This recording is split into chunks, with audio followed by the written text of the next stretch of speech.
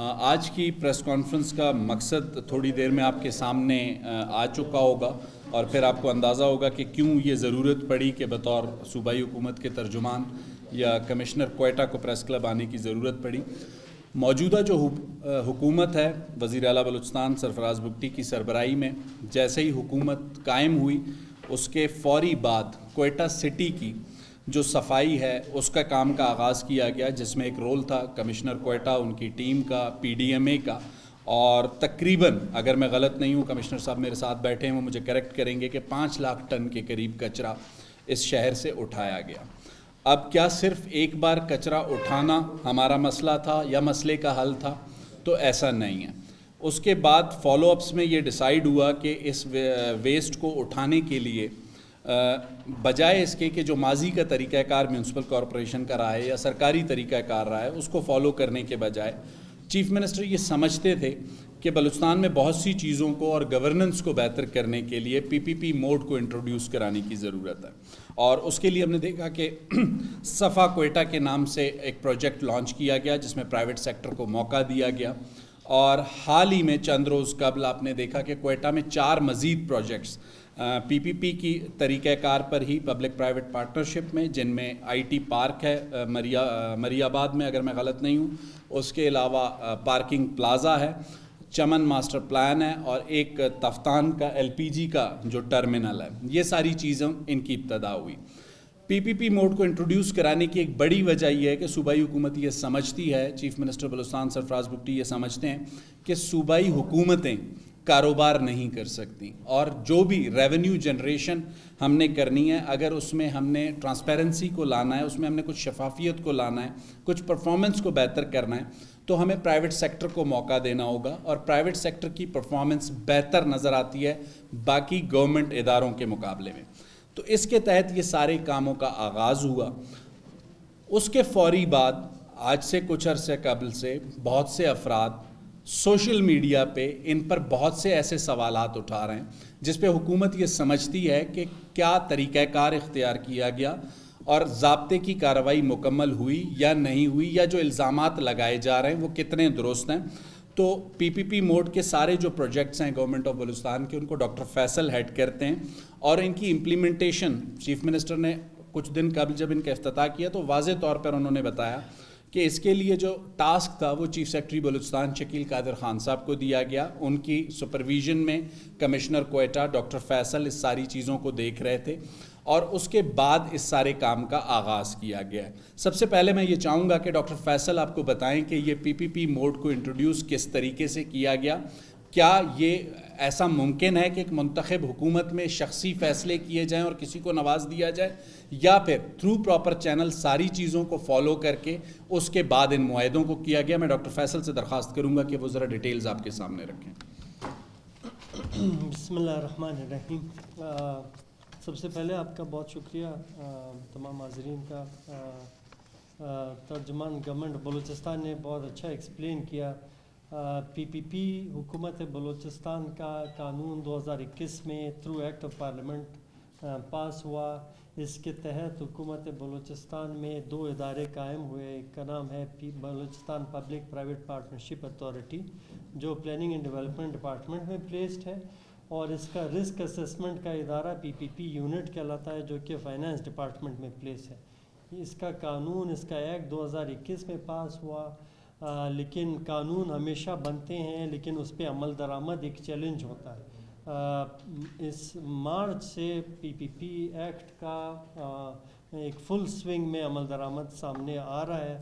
پی پی پی concept basically مغربی ممالک میں پچھلے کوئی 40-50 سالوں سے پی پی پی کا فریم ورک چلتا ہے۔ وہاں پہ یہ چیز ان معاشروں میں یہ چیز ریئلائز کی گئی ہے کہ حکومت ایز اے ریگولیٹر کام کرتی ہے، ایز اے ریگولیٹر یا اسٹینڈرڈ سیٹر، اور یا قانون لا انفورسمنٹ اس کا کام کرتی ہے، جبکہ سروس ڈیلیوری پرائیویٹ سیکٹر کا بیسیکلی کام ہوتا ہے۔ تو جب ہم پی پی پی فریم ورک کو اب لاگو کرتے ہیں تو یقیناً پرانے سسٹم میں بے تحاشا لوگ ہیں۔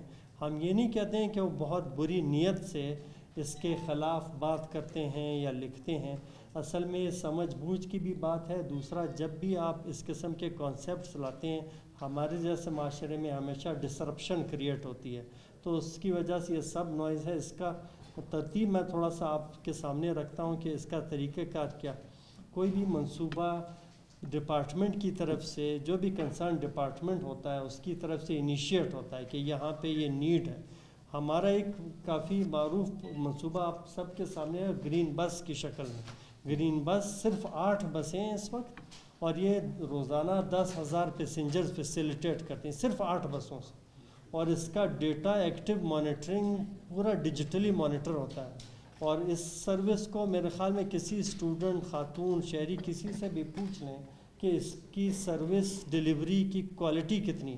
بسوں کی تعداد یقیناً کم ہے، بس میں رش بھی ہوگا، لیکن وہ پروجیکٹ کا قصور نہیں ہے، لیکن اس کی سیٹسفیکشن لیول کسی بھی پیسنجر سے آپ پوچھ لیں سروس ڈیلیوری کی۔ اگر وہ بسیں سرکار خود چلاتی، یعنی ان بسوں پہ سرکار کے اپنے ڈرائیور ہوتے، اپنے کنڈکٹر ہوتے، تو پتہ نہیں اس بسوں کی کیا حالت ہوتی ہے اور کتنے دنوں میں وہ کتنی سروس دے سکتے۔ اس وقت 8 بسوں سے ڈیلی 10,000 پیسنجر فیسیلیٹیٹ ہوتا ہے الحمدللہ، اور وہ پورے ملک میں لوئسٹ سبسڈی پر رائڈر کے ریشو سے چل رہا ہے، جس کو پلاننگ کمیشن آف پاکستان نے بھی ایکنالج کیا ہے کہ کوئٹہ کا گرین بس لوئسٹ سبسڈی پر رائڈر کے ریشو سے چلتا ہے، جو کہ کراچی، لاہور BRT، کے پی کا زو پشاور، کراچی ریڈ لائن، اسلام آباد CDA کے پروجیکٹس، یہ سب کا سب ڈیٹا اسٹیٹ بینک کی اسٹیٹسٹکس میں بھی موجود ہے، ان کی ویب سائٹس میں بھی موجود ہے، یہ آپ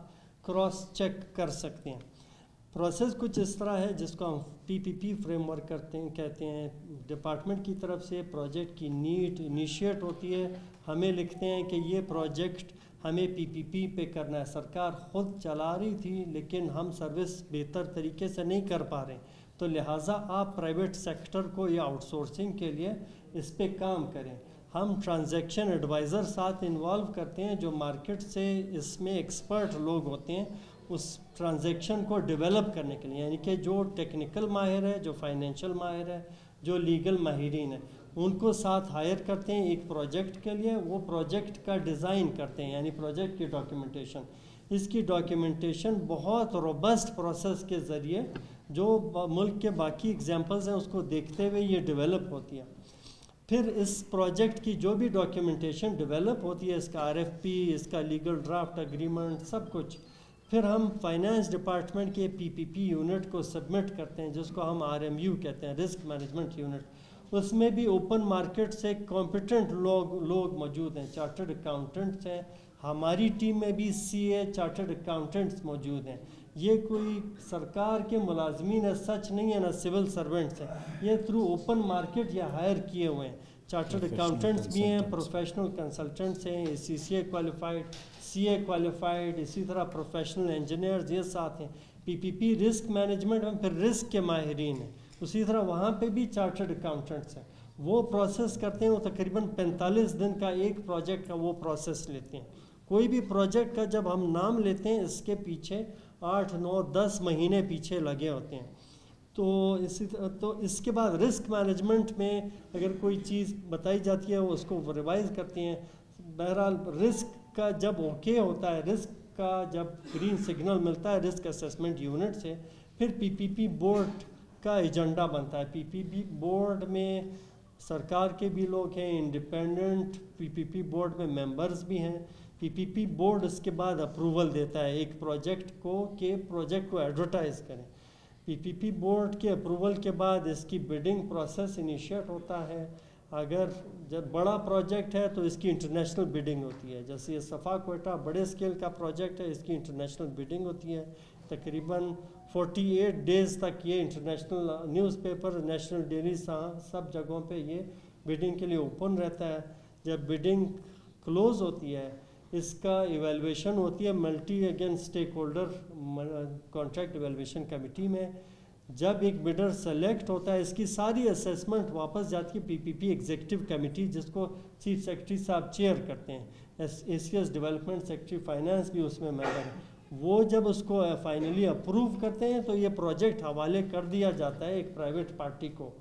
جب پروجیکٹ آپریشنل ہوتا ہے تو یہ نہیں کہ حکومت کا ایک نمائندہ صرف اس کو دیکھ رہا ہو، या हुकूमत ने बस उसको अगले 5, 8, 10 साल के लिए हवाले कर दिया प्राइवेट पार्टी को।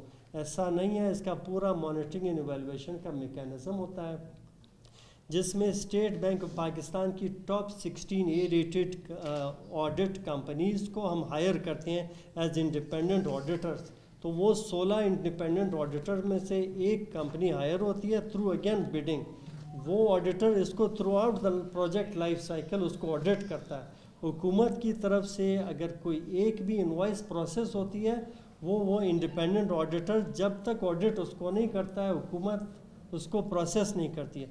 इसी तरह इंडिपेंडेंट मॉनिटरिंग एंड इवैल्यूएशन की एक फर्म जो उस सेक्टर की स्पेशलिस्ट है, वो भी थ्रू ओपन कंपटीशन उसको हायर किया जाता है। तो एक इनवॉइस के पीछे इंडिपेंडेंट ऑडिटर और इंडिपेंडेंट एमएनई की फर्म जब उसको इंडोर्स करती है तो उसका इनवॉइस प्रोसेस होता है। ये मैं एक इनवॉइस की बात कर रहा हूँ। तो ये through out the process of the project life cycle के ये चलता है। सो ये इसका प्रोसेस है। प्रोसेस बहुत रोबस्ट है। जैसे मैंने कहा, सफ़ा क्वेटा या कोई भी मंसूबा, उसके पीछे सफ़ा क्वेटा मिसाल के तौर पे पिछले नवंबर में इसकी डॉक्यूमेंटेशन शुरू हुई और इसकी बिडिंग जो है वो जुलाई में इनिशिएट हुई और अगस्त में अवार्ड हुआ। सो आप अब नवंबर टू अगस्त का इसका लाइफ साइकिल कैलकुलेट करें, इतना इसमें वक्त लगता है। और ये इतना रोबस्ट है कि ये किसी फोरम पे भी इसका सारा प्रोसेस इतना ट्रांसपेरेंट, पीपीपी की हर ट्रांजैक्शन। तो ये मैं बड़े वसूख से आपको कहता हूँ कि इस पीपीपी की तमाम ट्रांजैक्शंस इंशाअल्लाह किसी भी फोरम पे, वो लीगली मैंडेटेड हो, सूबाई लेवल पे, फेडरल लेवल पे या इंटरनेशनल से कोई भी ऑडिट का तरीक़ेकार हो, पीपीपी की तमाम ट्रांजैक्शंस उसके लिए हाजिर हैं। और ये इंशाअल्लाह क्रिस्टल क्लियर बलूचिस्तान के एक अच्छे पानी के चश्मे के पानी की तरह इंशाअल्लाह क्रिस्टल क्लियर ट्रांजैक्शन है सारी। तो with that sir, over to you. Doctor Faisal ने कुछ टेक्निकल डिटेल्स आपके सामने रखी। इसको इन शॉर्ट अगर सम अप कर सकूं तो 2 से 3 चीज़ें ज़रूर मेंशन करना चाहूँगा। मौजूदा सूबाई हुकूमत जब वजूद में आई तो बलूचिस्तान में एक रिवायत रही है कि हर नई हुकूमत आती है वो अपनी ट्रांसफ़र पोस्टिंग्स करती है, अपनी मर्ज़ी के लोग लगाती है। डॉक्टर फैसल के बारे में चीफ़ मिनिस्टर के ये ओपिनियन था और ये उन्होंने उस दिन जब प्रोजेक्ट्स का इफ्तिताह था उस दिन भी ये बात की कि वो एक कॉम्पिटेंट आदमी है और इस काम के लिए प्रोफेशनल हैं। उन्हें पूरी सपोर्ट चीफ़ मिनिस्टर की जानिब से दी गई कि आपको पूरी सपोर्ट होगी, आप अपना काम करें। और जैसे डॉक्टर फैसल ने आपके सामने सफ़ा क्वेटा की एक मिसाल दी, इसी तरह जो बाकी 4 प्रोजेक्ट्स हैं वो भी इसी प्रोसेस से गुजर कर उसके बाद पीपीपी मोड पे लाए गए हैं। सफ़ा क्वेटा की फॉलो अप मीटिंग अभी पिछले तकरीबन 2 हफ्ते कबल थी। उसमें ग्राउंड पे जो प्रॉब्लम्स आए हैं उन प्रॉब्लम्स को भी एड्रेस किया गया और उन प्रॉब्लम्स के मुतालिक चीफ मिनिस्टर की जानिब से डायरेक्शंस दी गई कि इसकी इंप्रूवमेंट के लिए हमें ये इनिशिएटिव लेने की ज़रूरत है, जिसकी न सिर्फ डॉक्टर फैसल ने बल्कि वो जो प्राइवेट पार्टी है उन्होंने भी यकीनदानी कराई। इस वक्त जो ह्यू एंड क्राई या जो शोर मचाने की कोशिश एक सोशल मीडिया पे की जा रही है वो लाजमी सी बात है। एक पार्किंग प्लाजा का प्रोजेक्ट है, IT पार्क का प्रोजेक्ट है। IT पार्क की बिल्डिंग सालों से यहाँ मौजूद थी।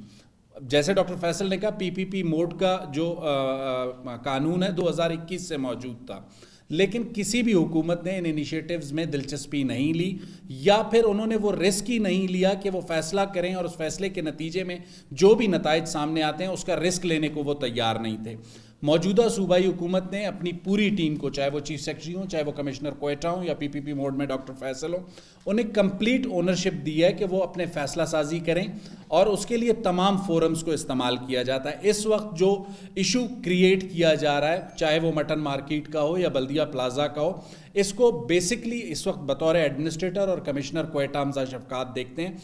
कुछ ऐसी रियलिटीज़ हैं, अगर हम उन्हें इग्नोर करते हैं तो फिर सवाल यह है कि म्यूनसिपल कॉरपोरेशन क्वेटा अपने लिए रेवेन्यू कहाँ से जनरेट करेगी।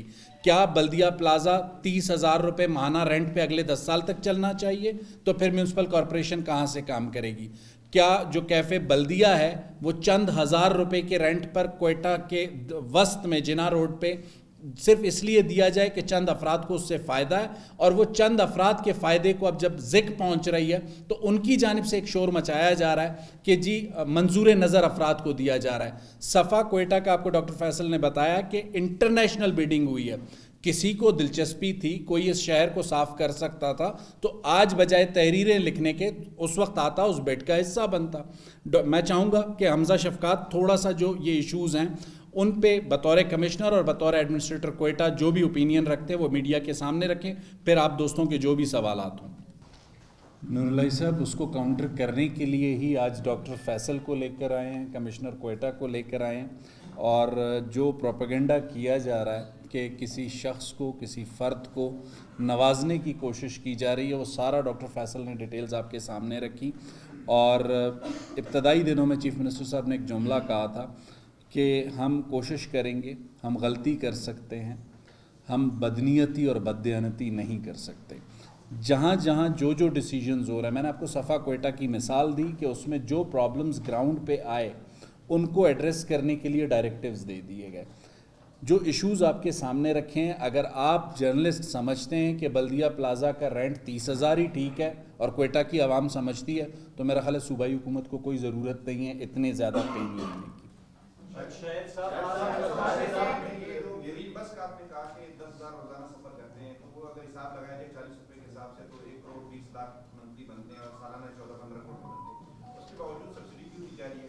دوسرا سوال کمشنر صاحب سے ہوگا، جو 250 روپے آپ نے کہا کہ وہ ٹیکس لیا جائے گا گھروں سے یا کاموں وغیرہ سے، تو وہ کس طرح لیا جائے گا؟ بلوں میں انکلوڈ کیا جائے گا؟ گیس بجلی کے بل کراچی میں شاید عدالتوں میں چلنے کو کامیاب نہیں ہو سکا، تو یہ اس کو کس طرح سے؟ سب سے پہلے ذہن آپ نے بسز کا ذکر کیا، ڈاکٹر فیصل اس کے فگرز کے حساب سے آپ کو ہو سکتا ہے رسپونڈ کریں گے، لیکن آپ سے صرف ایک سوال، جتنے دن سے یہ بسز چل رہی ہیں، یہ موجودہ حکومت سے پہلے معاہدہ ہوا اور اب تک چل رہی ہیں تو تقریباً سال سے اوپر ہو گیا ہے۔ اگر بسز کی کنڈیشن اور پیسنجرز کی آرام دہ سفر کی سہولت نہیں ہے تو آپ اس پہ ضرور کرٹیسائز کر سکتے ہیں۔ باقی پورے پاکستان میں جہاں پر بھی پبلک ٹرانسپورٹ کو چلانے کی گورنمنٹس نے کوشش کی PPP موڈ پہ، ہر جگہ پہ بغیر سبسڈی کے یہ ممکن نہیں تھا، اور جیسے ڈاکٹر فیصل نے آپ کو ابتدا میں بتایا کہ سب سے کم سبسڈی جو پر پرسن ہے وہ گورنمنٹ آف بلوچستان دے رہی ہے، جس کو وفاقی حکومت بھی تسلیم کر چکی ہے۔ فردر اگر ڈاکٹر فیصل کوئی فگرز ایڈ کرنا چاہیں۔ ماس ٹرانزٹ جو MTA ہے ہانگ کانگ کا، وہ خود ریئل اسٹیٹ بھی ڈیولپ کرتا ہے، یعنی پورے ہائی رائز 80 فلورز کی بلڈنگز MTA خود اون کرتا ہے، اس کے رینٹس اور لیزز سے وہ پیسے پورے کرتا ہے اور اپنے بس اور ٹرین کا سسٹم چلاتا ہے، تو اٹس سبسڈائز ورلڈ اوور، صرف کوئٹہ کی بات ایڈ کی جائے گی۔ ایک منٹ وہ کمپلیٹ کرنے دیں انہیں۔ جی ہاں، اس میں منافع جو ہے 58% جو ہے اس کا ریونیو آ رہا ہے، جو اس کی کاسٹ ہے اس 244 روپے پر کلومیٹر پر بس کی یہ ٹرانزیکشن سائن ہوئی ہے، 244 روپے پر بس پر کلومیٹر کی۔ فیصل موورز کے ساتھ اوپن بڈنگ ہوئی، ڈیوو نے بھی پارٹیسپیٹ کیا، فیصل موورز نے۔ ڈیوو کی کاسٹ کوئی 450 روپے پر کلومیٹر پر بس تھی، اس کی 244 روپے، اور 58% اس کا ریونیو سے جو 40 روپے وصول ہو رہے ہیں اس کی کاسٹ کور ہو رہی ہے، باقی 42% جو ہے وہ حکومت سبسڈی دے رہا ہے، اور وہ سب سے کم ریٹ ہے پورے ملک میں سب سے لوئسٹ۔ ایک ایک کر کے اگر سوال پوچھ لے مجھے اعتراض نہیں ہے۔